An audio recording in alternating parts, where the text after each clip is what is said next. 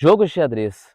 Vamos aprender um pouco mais sobre esse jogo. Vamos descobrir como é a movimentação das peças, um pouco da sua história. E o xadrez não é apenas um jogo, ele também envolve toda a linha de raciocínio do seu pensamento, abrange e expande o seu pensamento. Vai ajudar você a se desenvolver. Sou o professor Juliano no YouTube e no TikTok. E bora para o vídeo! Movimentação das peças no tabuleiro de xadrez. Vamos começar aqui com o peão. O peão, ele normalmente sempre se movimenta uma casa, exceto quando ele está começando o jogo, que ele tem a possibilidade de o quê? Movimentar duas casas. O peão tem uma peculiaridade, ele nunca pode retroceder. O peão, depois dessa peça se moveu à frente, ele não pode voltar e nem andar para o lado. Ele só anda em diagonal quando ele vai capturar uma peça adversária, independente de qual peça seja. Ele pode andar para em diagonal, que é o exemplo que está aqui, ou vamos supor, está aqui o peão, diagonal, esse lado ou este lado, quando ele vai capturar uma peça. O peão normalmente ele anda só uma casa, só no primeiro movimento que está aqui, que ele tem a possibilidade, que fica a critério de quem está jogando, se vai andar uma casa ou se vai andar duas casas. A única coisa em relação ao peão é que ele não volta para trás. E não tem essa possibilidade de movimento iguais às outras peças. Vamos falar agora da torre, que fica localizado, vamos supor, sempre nas extremidades. A torre move sempre em linha reta, tanto na horizontal como na vertical. Vou deixar ela aqui livre para mostrar o movimento que a torre faz. Vou levantar ela aqui, no caso, ó.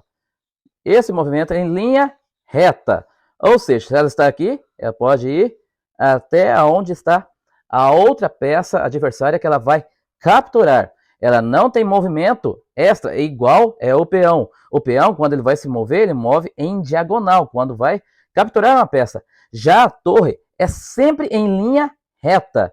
Ou seja, vamos supor que a torre começou o jogo, se movimentou, está nesse ponto aqui.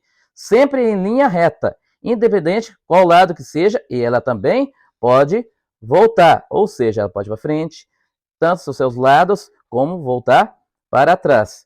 Essa é a movimentação da torre 3. Agora vamos falar da movimentação do cavalo. O cavalo sempre vai andar 3 casas. Exemplo, ele estando neste local com uma peculiaridade. Ele é a única peça do tabuleiro que pula por cima das peças, das demais peças. Independente se é a peça do time dele ou do time adversário. Como o cavalo se movimenta? Sempre andando 3 casas. Sempre fazendo como se fosse o formato de um L. Está aqui? 1, 2, 3 casas. Primeiro exemplo de movimento. Segundo exemplo de movimento também. Olha aqui. 1, 2, 3 casas. Independente se é para frente ou para trás. Quando ele vai capturar uma peça também ou não. No caso, é sempre o mesmo movimento. A única peça que tem o seu movimento diferenciado quando de andar para capturar é o peão. As demais peças, o mesmo formato que elas se movimentam no tabuleiro, é o formato que elas capturam as outras peças adversárias, no caso. A próxima peça, agora, vamos falar do bispo. Vou dar um exemplo. O bispo, ele não pula nenhuma peça. A única peça que pode pular por cima das demais é o cavalo, tá bom? O bispo anda sempre em diagonal. Exemplo, ele estando aqui na casa amarela, ele vai andar sempre nas casas amarelas, diagonal. Ou seja, quantas casas a pessoa, o jogador, quiser. Mas sempre a casa amarela. Ele pode voltar, retroceder aqui no caso, estando na sua casa amarela. Sempre em diagonal, tá bom? Diagonal. Aqui, como pode ver, aqui, tá bom? Em diagonal. O bispo anda a todos os lados que contém a diagonal. Também para capturar peças é o mesmo movimento. Agora vamos falar da dama. essa peça muito importante e uma peça-chave no tabuleiro. Exemplo, a dama estando aqui, ela anda em horizontal, vertical e diagonal. Ou seja, exemplo prático. Toda essa linha reta, ela pode andar. Como ela está aqui, ela pode andar em diagonal em vários sentidos. A dama é uma peça muito importante. Uma única observação, ela não ultrapassa por cima das demais peças, que essa é uma coisa que só o cavalo faz. Mas a dama é uma peça-chave, porque ela tem as movimentações que o bispo tem e que a torre também tem. Ela se movimenta na horizontal, vertical, na diagonal, ou seja, fazer o último exemplo para vocês aqui. Todas essas casas aqui, ela pode se movimentar. Aqui também ela se movimenta. Ela estando nesse ponto aqui, ela também pode ir para essa linha, voltar esse lado para o outro. É uma peça muito importante, uma peça-chave. Agora vamos falar do rei, que é a peça mais importante, porque o rei, quando ele é capturado, se termina o jogo. Agora vamos falar da movimentação do rei. Exemplo. Gente, sempre coloco as peças do tabuleiro aqui na frente para dar um exemplo de onde que a peça vai andar, porque a movimentação ela se inicia todas no formato aqui. Como pode ver a filmagem, as peças do tabuleiro se começam todas nesse posicionamento. Agora eu vou colocar aqui na frente para dar um exemplo de movimentação da peça que é o rei. O rei se movimenta apenas uma casa para qualquer lado. Ele estando aqui, ele vai para essa casa, ele pode ir para essa. Ele estando aqui, pode ir para essa casa, esta. Ou seja, ele vai para qualquer lado. O único fator que limita ele é que só consegue andar, só pode andar uma casa. E quando o rei é capturado, termina o jogo. Que o jogo de xadrez é jogado entre duas pessoas, com duas peças de cores diferentes, de um lado e do outro. Quando a pessoa consegue capturar o rei adversário, ele é o vencedor, que quando termina o jogo, que é o famoso checkmate.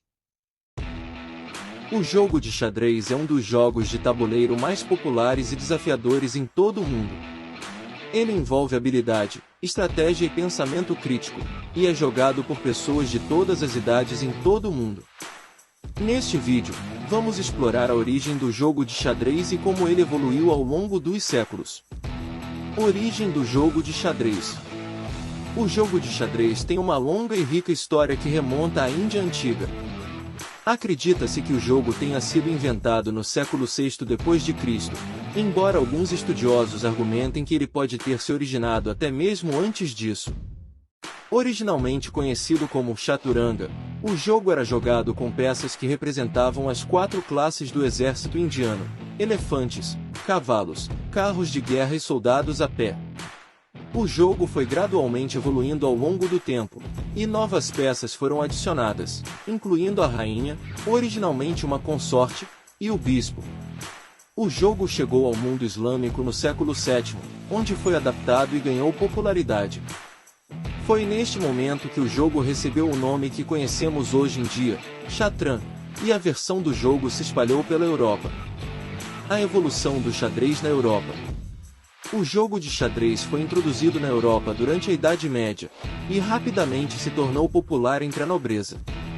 A versão europeia do jogo era muito parecida com o Chatran, mas com algumas mudanças significativas. Por exemplo, as peças do elefante foram substituídas pelos bispos e a rainha ganhou sua habilidade de se mover em qualquer direção. Durante os séculos seguintes, o jogo de xadrez evoluiu constantemente. Novas estratégias foram desenvolvidas, novas peças foram adicionadas e o jogo foi modificado para torná-lo mais desafiador e interessante. O xadrez moderno.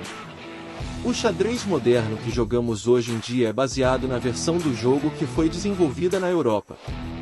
As regras são relativamente simples, mas o jogo em si é incrivelmente complexo e desafiador. Atualmente, o xadrez é um jogo internacional, com jogadores de todo o mundo competindo em torneios e competições. O jogo é considerado um esporte mental e é reconhecido como tal pelo Comitê Olímpico Internacional. Conclusão. O jogo de xadrez é uma parte importante da história da humanidade e tem evoluído constantemente ao longo dos séculos. É um jogo que envolve habilidade, estratégia e pensamento crítico, e é jogado por pessoas de todas as idades em todo o mundo. Se você nunca jogou xadrez antes, experimente. Você pode se surpreender com o quão divertido e desafiador ele pode ser. Não se esqueça de deixar nos comentários quais são as suas dicas, dúvidas ou informações sobre o assunto. E se inscreva no canal para nos ajudar a trazer mais conteúdo para vocês. Aquele abraço e até o próximo vídeo.